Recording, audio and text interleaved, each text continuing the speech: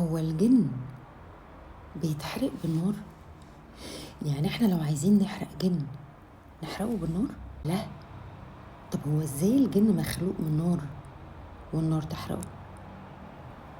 يعني انا دلوقتي عايزه احرق الجن وهو مخلوق من نار، احرقه بالنار؟ ايه اللخبطه دي؟ هو ايه الموضوع ده؟ واحده واحده. ربنا سبحانه وتعالى خالق لكل حاجه روح الا روح البني ادم، فهي من روح ربي. اما بقى عن الجن اللي مخلوق من سموم من نار، فايه اللي بيأذيه او بيحرقه علشان القيل والقال رغم انه مخلوق من نار؟ هديكم مثال بسيط. عندكم مثلا النملة الضعيفة ممكن بنقطة مية تموت. عندكم الصرصار بضربة شبشب بيموت. أما عن الجان فقتله مش زي ما انتم متخيلين، ولكن ممكن يؤذى. وايه اكتر حاجة بتأذي الجان؟ تخليه يهرب، او الشخص يخليه يتحبس او يقيد.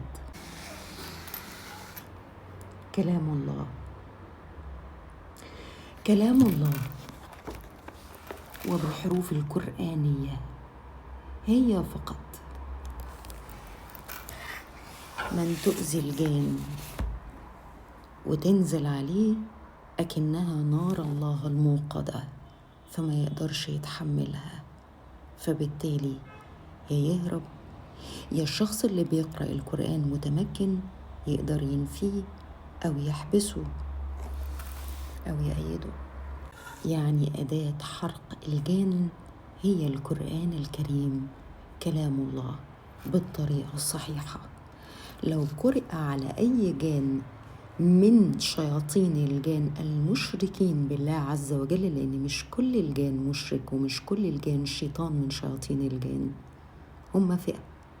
فكل من يقرأ عليه القرآن الكريم يحرق بهذه الحروف الكريمة الجليلة، تحرق وتأذي الجان مش تقتله.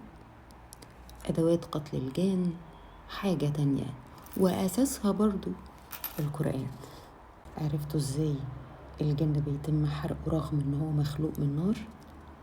رب العباد لما بيخلق شيء عارف كويس قوي ايه الحاجة اللي تأيده وتحرقه وتجيب آخره ونهايته، فإنه الخالق يا سادة.